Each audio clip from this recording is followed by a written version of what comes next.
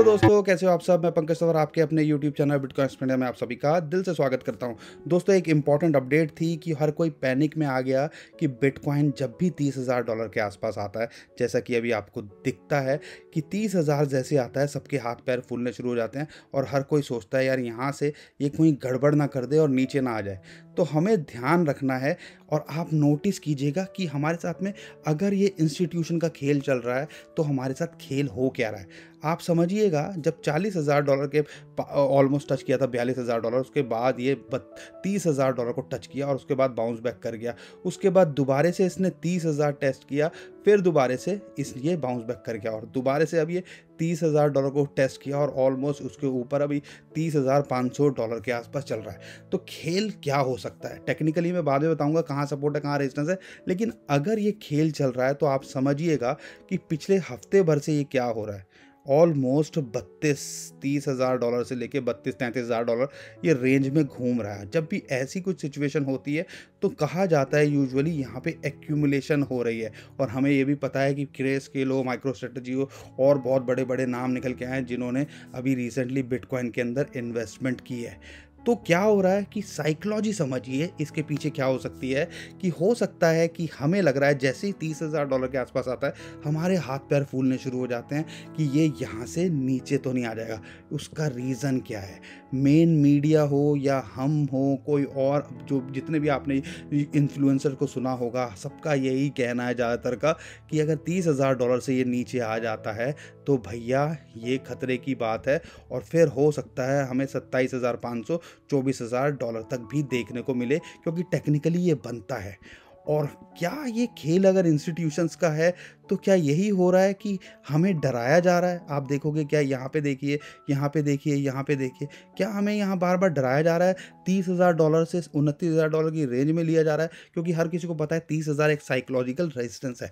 तो इस रेंज में लिया जा रहा है और उसके बाद में बाउंस बैक किया जा रहा है ताकि हम जब जो है इसको बेच दें और ये इंस्टीट्यूशंस खरीद लें। उसका रीज़न एक और भी बता सकता हूँ आपको, क्योंकि हमें पता है कि इस टाइम पे इंस्टीट्यूशंस बिग वेल्स के अंदर डिमांड ज़्यादा है और सप्लाई एक्सचेंजेस पे नहीं है। बहुत सारा डाटा ये निकल के आ रहा है। तो क्या ये खेल हमारे साथ में चल रहा है जो हम समझ नहीं पा रहे हैं। अगर ये खेल चल रहा है और यहाँ से ये ऊपर ही रहता है तो आप समझ लीजिएगा कि कहीं ना कहीं इंस्टीट्यूशंस का खेल चल रहा है।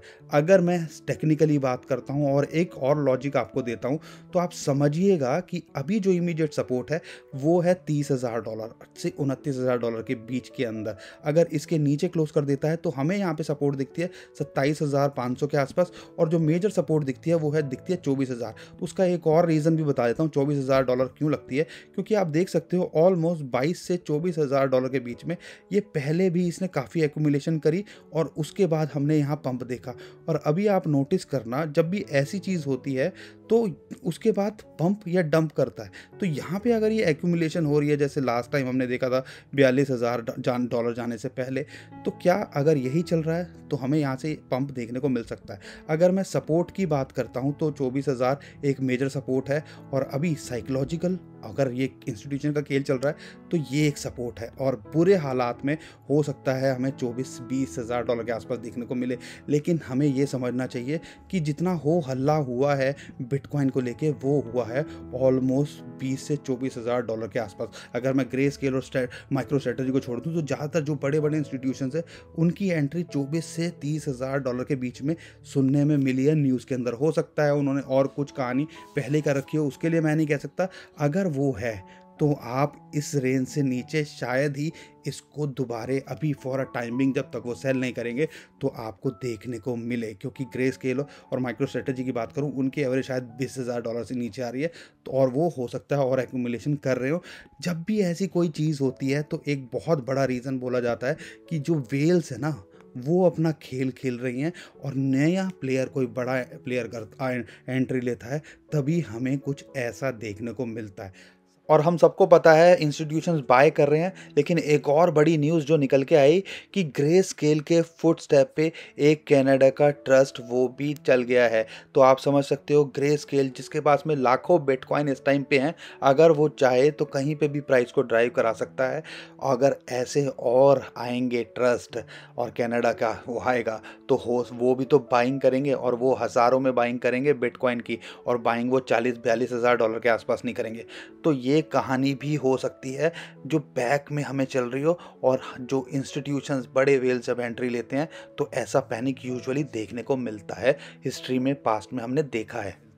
सपोर्ट आपको बता दिया $30,000, 27,500, और इमीडिएट जो मेजर सपोर्ट है $24,000 वर्स्ट सिचुएशन हो तो यहाँ तक दिख सकता है। और रेजिस्टेंस आप देखोगे इस टाइम पे जो रेजिस्टेंस बना हुआ है आप देख सकते हो पिछले ऑलमोस्ट 5-6 दिन से, तो वो बना हुआ है $33,000। उसके बाद एक रेजिस्टेंस आता है, वो आता है 24,700, और ये जो 21 दिन का मूविंग एवरेज है वो भी ऑलमोस्ट आप कह सकते हो कि जो मेजर सब जो है ना रेजिस्टेंस वो इस टाइम पे 36,200, और एक जो अगर 40,000 दोबारा देखना चाहते हैं तो हमें चाहिए ऑलमोस्ट 37,800 को ब्रेक करना चाहिए, तभी दिख सकता है। तो ये सारी की कहानी चल रही है। अगर कोई सिचुएशन बुरी ना हुई तो हमें यहाँ से ये बाउंस बैक आने वाले टाइम में होता दिख सकता है। लेकिन यहाँ पे हमेशा ध्यान रखिएगा, हमेशा प्रॉफिट बुक करते रहिए। हम हमेशा आपको बोलते हैं कि लालच नहीं करना चाहिए। ऑलरेडी बिटकॉइन का प्राइस अगर मैं एक साल से देखता हूँ तो 10x है। अगर मैं मार्च 2020 की बात करूँ, वहाँ से मैं बात करता हूँ बिटकॉइन के प्राइस की, तो ऑलमोस्ट 10x 12x ऑलरेडी सबका है। और अगर मैं RSI की बात करूं तो RSI भी अब जो है ईज आउट कर रही है, और जो कि एक अच्छी बात है। और अगर मैं यही चीज़ इथीरियम के अंदर लेता हूँ, इथीरियम में सबसे अच्छी बात क्या हो रही है कि बिटकॉइन की फॉर्म में वो नहीं टूट रहा है, यानी कि ऑलमोस्ट 0.04 इस टाइम पे सपोर्ट है अगर मैं बिटकॉइन की फॉर्म में देखता हूँ। और दोस्तों अगर इथीरियम की बात डॉलर में करें तो आप देख सकते हो $1,400 इसको एक रेजिस्टेंस है, और वो होनी भी चाहिए क्योंकि ऑल टाइम हाई इसके आसपास रहा है, और उसके बाद साइकोलॉजिकल है, और यहीं पे हमने ज़्यादातर लोगों को प्रॉफिट बुक करते हुए देख रहे हैं। लेकिन अच्छी बात क्या है कि ये जो रेड लाइन दिख रही है जो कि 21 डे का मूविंग एवरेज है, वो इसको एक सपोर्ट निकल के आ रही है। और अभी आप देख सकते हो यहाँ से भी इसने कोशिश की थी डाउन जाने की, और उसके बाद बाउंस बैक कर गया। कल रात को भी कुछ कुछ ऐसा ही हुआ था। तो अगर मैं सपोर्ट की बात करता हूँ तो ऑलमोस्ट 1220 इसको अभी सपोर्ट है $1,200 के आसपास, और फिर है $1,100, और जो इम्पॉर्टेंट सपोर्ट है वो है ऑलमोस्ट $900 के आसपास। और दोस्तों ये नहीं भूलना कि इथीरियम जो है वो वेल्स एक्यूमुलेट कर रही हैं। इथीरियम हो सकता है, जब भी हमने बिटकॉइन को ये रेंज बाउंड देखा है तो इथीरियम और जितने ऑल्ट कॉइन्स हैं वो पंप करते हैं। मैंने आपको बताया बिटकॉइन के फॉर्म में नहीं टूट रहे हैं। और एक और बड़ी न्यूज़ आपको दे दूं इथीरियम से रिलेटेड कि 10,000 इथीरियम वॉलेट्स जो जिनके पास में 10,000 इथीरियम से ज़्यादा हैं, उन वॉलेट्स की जो है 13 मंथ यानी कि पिछले 13 महीने एक साल से ऊपर सबसे ज़्यादा उन वॉलेट्स में देखा गया है। और इम्पॉर्टेंट बात आप ध्यान रखिए कि एक्सचेंजेस पे अब इथीरियम भी नहीं है, जो इंस्टीट्यूशंस हैं अब उनकी नज़र इसके ऊपर भी है। और यहाँ पे एक इम्पॉर्टेंट बात क्या है कि इथीरियम 2.1 और 2.0 की बात करें, उसके अंदर स्टेकिंग की बात करें, इथीरियम वहाँ पे जा रहे हैं। DeFi के अंदर ऑलमोस्ट 70 लाख इथीरियम ब्लॉक हैं। तो इतना कुछ चल रहा है इथीरियम को लेके भी, तो बहुत कुछ हैपनिंग हो रहा है। अब दोस्तों ऐसा लग रहा है XRP की मुश्किलें अभी इतनी आसानी से कम नहीं होने वाली हैं। अगर उनके इन्वेस्टर ही अब उन पे केस कर रहे हैं। फ्लोरिडा बेस्ड जो उनके एक इन्वेस्टर हैं टेलर टॉमी, उन्होंने भी जो है उनके ऊपर केस ठोक दिया है, और उनका कहना है उन्होंने जो फ्लोरिडा का जो है रूल लॉ है उसके हिसाब से कंप्लाई नहीं किया। और ये सारी चीज़ें अभी हो रही हैं, ये बहुत सारी चीज़ें XRP को रिलेटेड। और हम आपसे यही बोल रहे थे कि अगर नई एंट्री देख रहे हो तो बनता नहीं है, क्योंकि जब तक ये सारी चीज़ें क्लियर नहीं होती XRP की तरफ से और जो जवाब नहीं दिए जाते तो हमें ऐसी प्रॉब्लम्स देखने को मिल सकती हैं। और यही चीज़ दोबारा से हमें देखने को मिली कि अब उनके इन्वेस्टर्स भी जो है उनके ऊपर केस ठोक रहे हैं, क्योंकि हो सकता है वो भी चाहते हो कि लीगैलिटी से इन सारी चीज़ों से बच जाएं। अगर दोस्तों आपके पास है तो आप होल्ड कर सकते हो, नई एंट्री नहीं बनती है, क्योंकि हम आपको लगातार यही बता रहे हैं कि भैया इसके अंदर जब तक ये सब चीज़ें क्लियर नहीं होती, ऑलरेडी एक केस जो है SEC ने डाला हुआ है, तो जब तक ये सारी चीज़ें ना हो तो आपको नहीं ही बना रहना चाहिए। लेकिन XRP अगर ये सब चीज़ें सॉर्ट आउट होती हैं तो हमें इसमें बाउंस दिख सकता है, लेकिन फ़िलहाल शॉर्ट टर्म में टेम्परेरी जो आसार हैं इसके बहुत कम दिखते हैं।